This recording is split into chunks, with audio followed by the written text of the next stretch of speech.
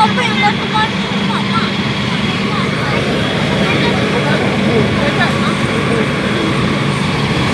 Mak takut ni, mak takut.